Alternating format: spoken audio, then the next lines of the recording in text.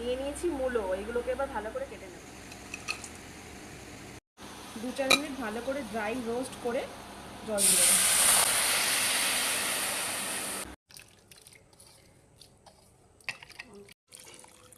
গরম জলে ভিজিয়ে রাখা এই শুটকিগুলোকে 2-4 বার ধুয়ে নিলেই হয়ে যাবে।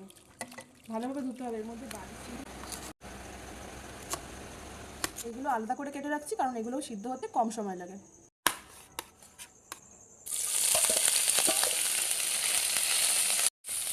শুটকি মাছগুলোকে একটুখানি তেলে ভালো করে ভেজে নিতে হবে। তুলে এবার ভালো মতন এখানে একদম অল্প পরিমাণ তেল দিয়ে দেবো। দিয়ে দিলাম আলু আর মূলো।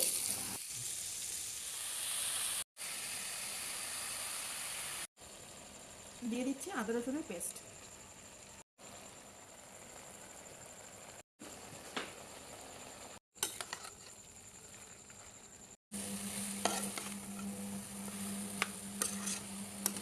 আর মাছটাকে আমি আলাদা করে তেলে ভালো করে ভেজে রেখেছিলাম, তাই তরকারিটাতে আমি খুব বেশি তেল দিইনি। ব্যাস এখন দিয়ে দেবো।